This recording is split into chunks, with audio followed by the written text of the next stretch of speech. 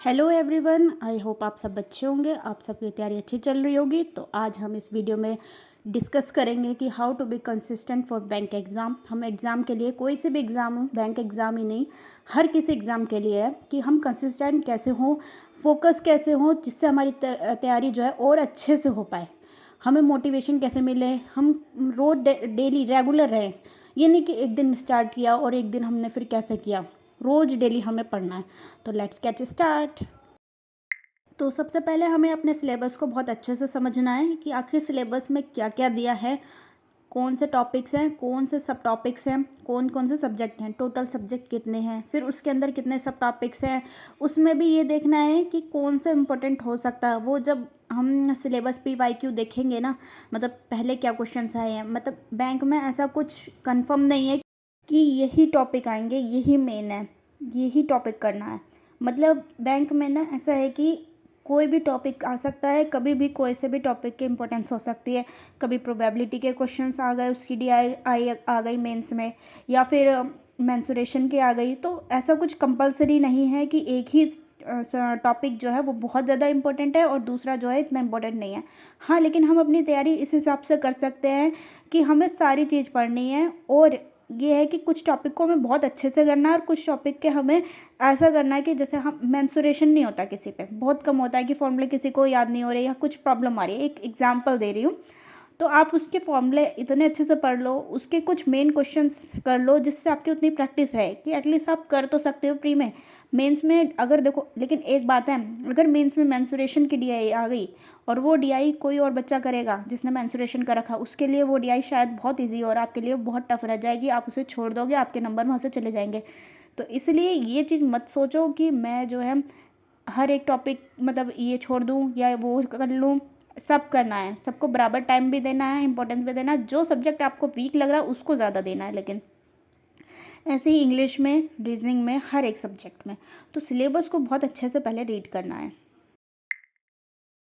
Then जब आपने अपने सिलेबस को अच्छे से समझ लिया है तो आप अपने नोट्स बनाने स्टार्ट कर सकते हो। आप अपने बेसिक कंप्लीट करना है आपको सबसे पहले। तो बेसिक कंप्लीट करो, किसी भी पेड बैच से करो या फ्री में कर रहे हो, यूट्यूब से कर रहे हो तो और अच्छे से, जैसे भी आप कर रहे हो अच्छे से करो। वैसे अगर आप ऑफलाइन कर रहे हो तो भी अच्छा, ऑनलाइन कर रहे हो तो भी अच्छा है।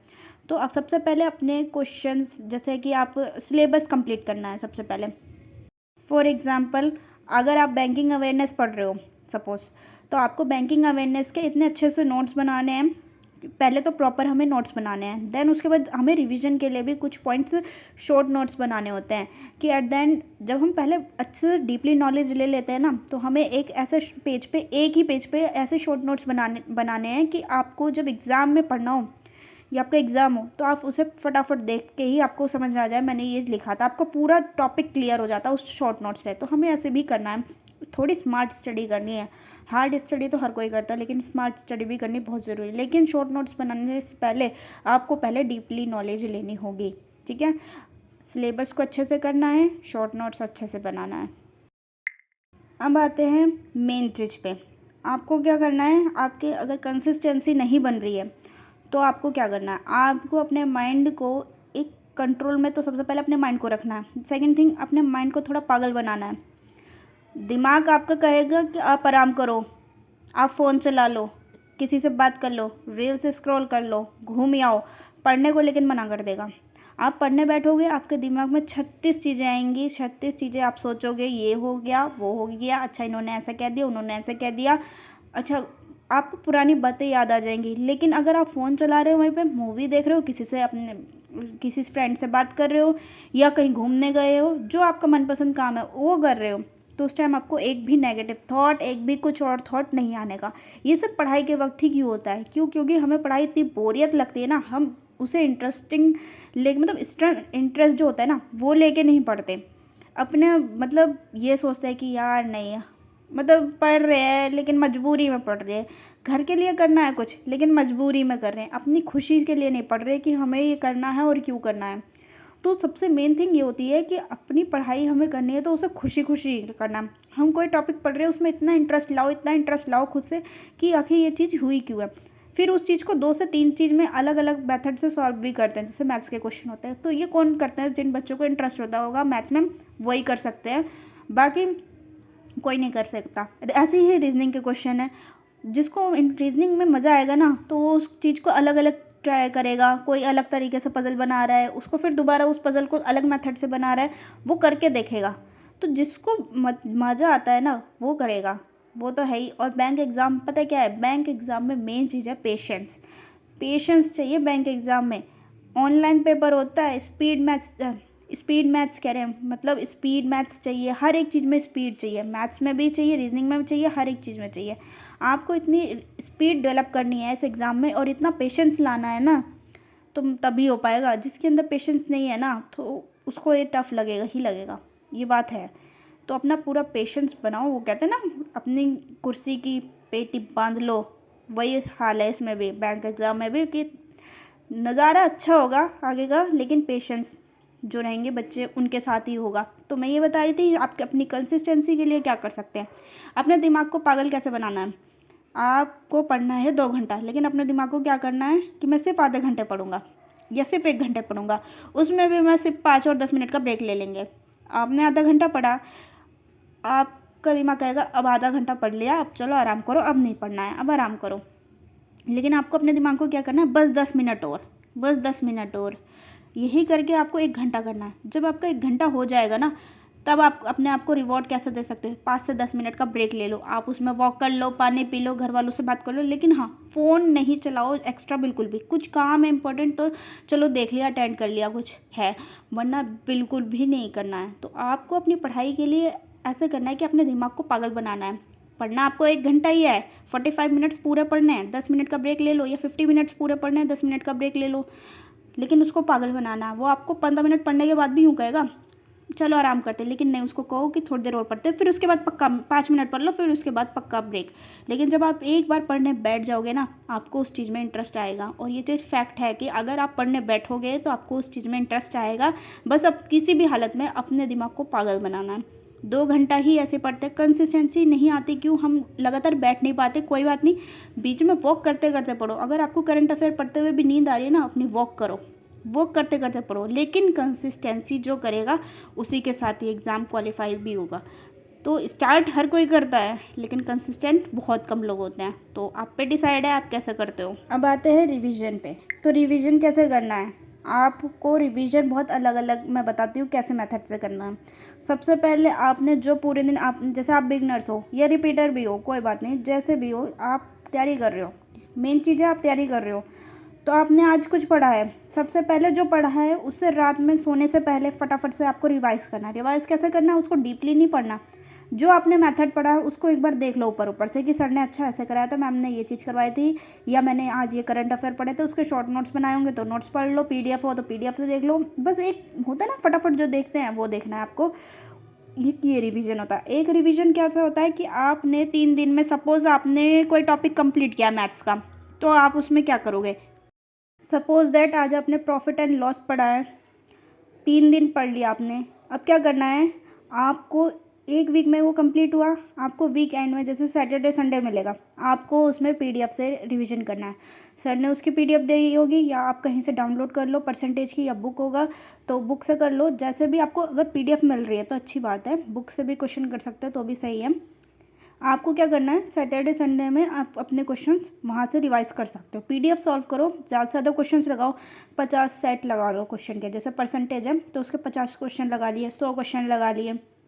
आपको ज़्यादा से ज़्यादा क्वेश्चन करना है, फिर देखना है आपको कहाँ मिस्टेक हो रही थी आपकी। तो वो आपको क्या करना है, लेक्चर पे जाना, वो वीडियो पे अपना वो कॉन्सेप्ट फिर से क्लियर करना है। तो ये होता है रिवीजन। देन उसके बाद 15 दिन बाद फिर करो रिवीजन, फिर 1 महीने बाद फिर करो रिवीजन। तो इस साइकिल को लेके चलना है, यानी कि 3 दिन बाद, फिर वीकली सैटरडे संडे, फिर से 15-20 दिन में, और फिर सीधा 1 महीने बाद करना है। तो इससे क्या होगा, आप रिवीजन करते जाओगे, आपकी वो चीज़ छूटेगी नहीं पीछे। सपोज़ आपने परसेंटेज कंप्लीट कर लिया, फिर रेशो किया, फिर एवरेज किया, प्रॉफिट एंड लॉस किया, तो आप क्या करोगे, आप जब प्रॉफिट एंड लॉस पे आओगे ना, आपको परसेंटेज के कुछ, जैसे उसमें वॉट्स के क्वेश्चन हैं, कुछ अलग अलग पॉपुलेशन बेस्ड क्वेश्चन होते हैं, आप उसके कॉन्सेप्ट भूल जाओगे। तो आप इसलिए उसको रिवीजन करते चलना है, और भी टॉपिक्स को लेके 1 दिन निकालना है ऐसा वीक में एक दिन ऐसा होना चाहिए जिसमें आप सब कुछ रिवाइज करो। संडे बहुत अच्छा टाइम मिलता है, क्योंकि उस दिन कोई वीडियो नहीं होती जल्दी, कोई करंट अफेयर की क्लास नहीं होती, कोई एडिटोरियल की क्लास नहीं होती। रिवीजन बहुत अच्छे से हो सकता है अगर आप सैटरडे संडे का फ़ायदा उठाओ। ये बच्चे भाई देखो, जो रिपीटर्स होते हैं ना, जो बच्चे मेहनत कर रहे हैं उनको पता है कि एक एक टाइम कितना मतलब हमारे लिए बहुत, एक एक मिनट भी हमारे लिए बहुत कीमती है। सो अपना टाइम मत गवाओ, आगे पता नहीं कब टाइम मिलेगा कब नहीं मिलेगा, कल को कैसी सिचुएशन आएगी, क्या होगा, आपकी तबीयत ठीक है नहीं है, कल का मत सोचो। आज अगर टाइम मिल रहा है ना तो आज बस अपना पढ़ाई में लगा दो पूरा 110%। हाँ, एक चीज़ और है कि आपको क्या करना है, सुबह आपने कुछ नया सब्जेक्ट पढ़ा है, कुछ भी नया टॉपिक सुबह स्टार्ट करना। सुबह सुबह का टाइम ये होता है कि आप नई चीज़ें पढ़ रहे हो, रीजनिंग कर रहे हो सपोज दैट आप, तो रीजनिंग आपका फेवरेट सब्जेक्ट है, तो फेवरेट सब्जेक्ट उठाओ सुबह, जो भी आपका फेवरेट हो, और उसके क्वेश्चंस करो, नई चीज़ें पढ़ो। देन उसके बाद शाम को उसको एक बार रिवाइज करना है। तो रिवीजन इस तरीके से भी होता है। तो आप अपने रिवीजन को अलग अलग पार्ट में डिवाइड करके मंथली, वीकली और डे हिसाब से अपना रिवाइज कर सकते हो। और हाँ, मेन चीज़ है क्या, हार्ड स्टडी नहीं करनी, स्मार्ट स्टडी करनी है। तो कैसे होती है स्मार्ट स्टडी?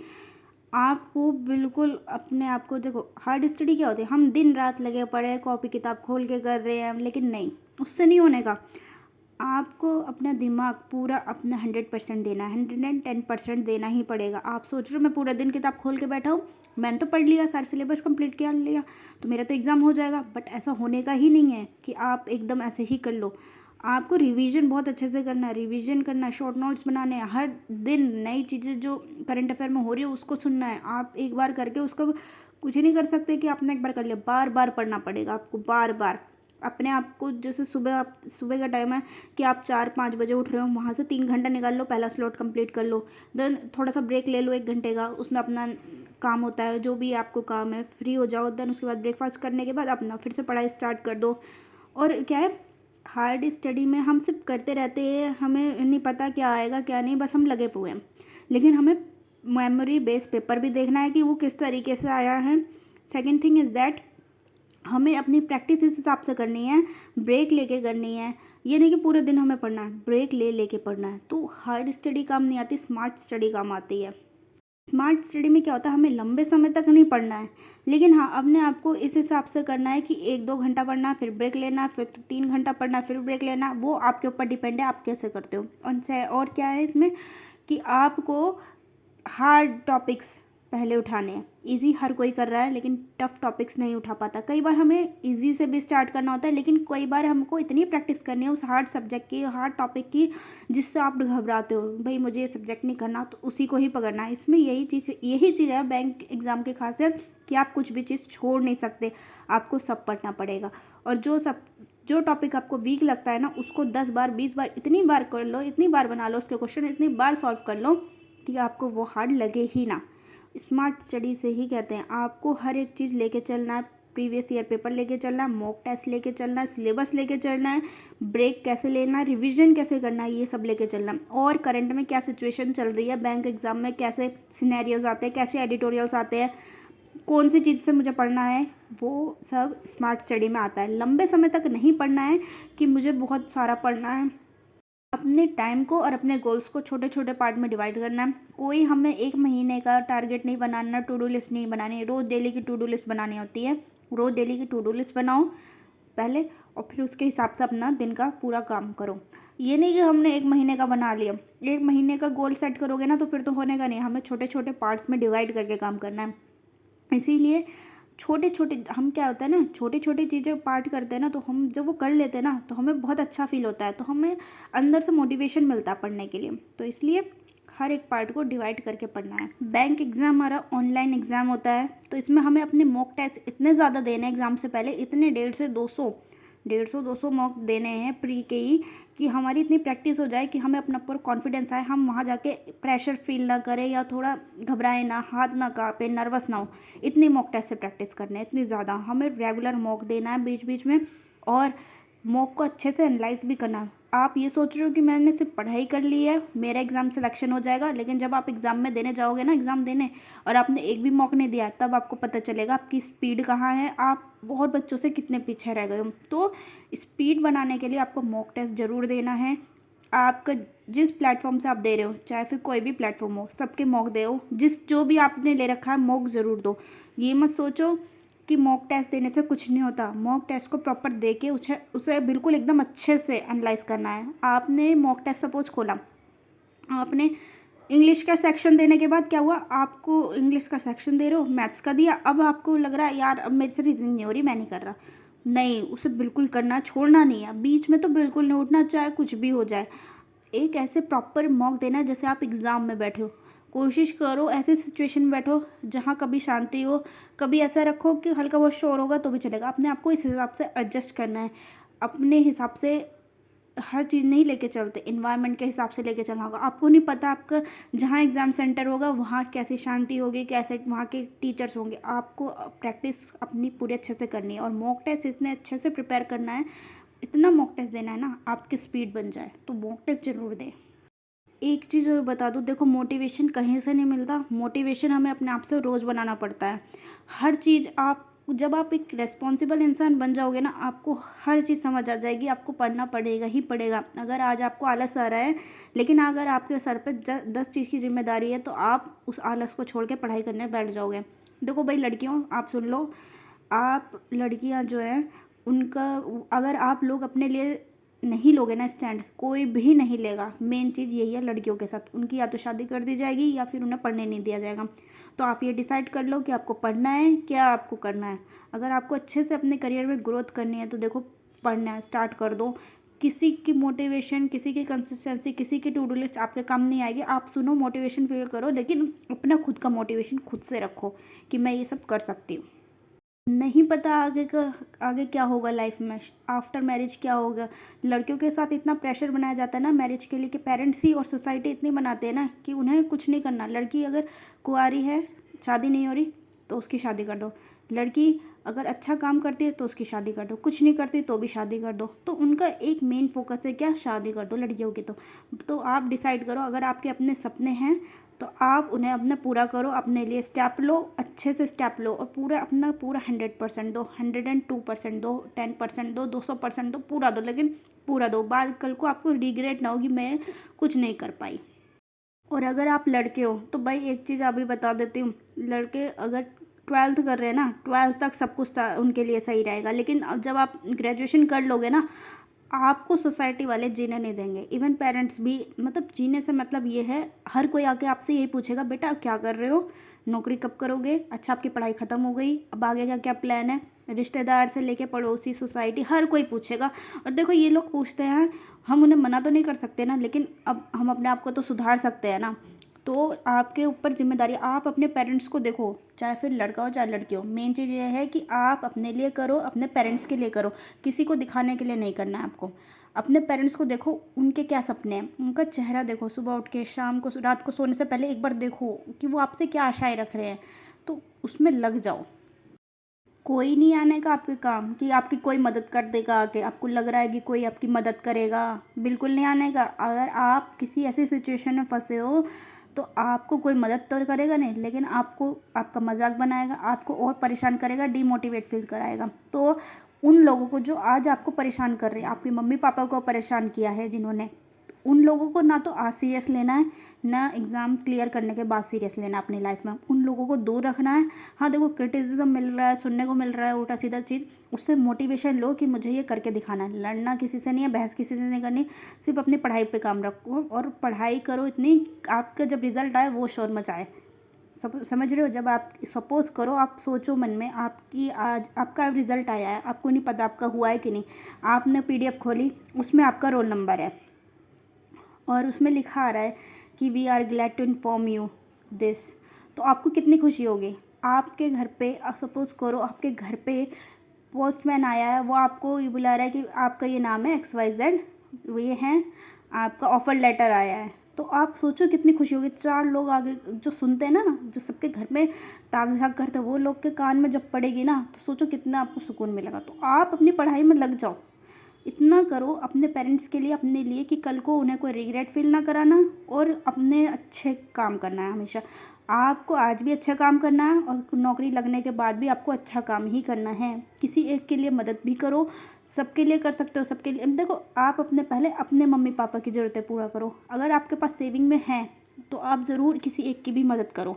आप किसी की भी, ज़रूरी नहीं कि पैसों से ही मदद होती है, बहुत सारी चीज़ें होती हैं ऐसी जो बिना पैसों के भी मदद होती है। तो हमेशा अच्छे इंसान बनो और अपनी तैयारी में इतना लगो, अपनी तैयारी इतनी बेस्ट कर लो कि आपको घबराने की ज़रूरत ना पड़े। आज से भी अब भी टाइम है, अब भी कंसिस्टेंट होकर फिर से पढ़ाई शुरू कर सकते हो और करो अच्छे से। आप पढ़ोगे, भगवान आपको देख रहा है कि आप पढ़ रहे हो, कर रहे हो, तो वो भी आपके साथ हमेशा आपको साथ देगा। तो इसलिए हमेशा अपनी पढ़ाई करो, अपने पेरेंट्स के लिए कुछ अच्छा करो और किसी से कोई बहस नहीं करनी, सिर्फ अपनी पढ़ाई पे फोकस रखो। टू डू लिस्ट रोज़ प्रिपेयर करो, उसको पूरा कंप्लीट करो, अपनी चेकलिस्ट सॉल्व करो, पीडीएफ सॉल्व करो, लेक्चर देखो, इतनी मेहनत करो दिन रात लग के। अभी मेहनत कर लोगे ना, आगे आपको काम आएगा। तो ये सब चीज़ें सोचते हुए अपनी मेहनत करते जाओ और लगे रहो, कोई सा भी एग्ज़ाम हो आप अच्छे से करोगे। So all the best for your exam. Hope so मेरी वीडियो आपको अच्छी लगी तो प्लीज़ चैनल को सब्सक्राइब करें, लाइक करें and thank you very much.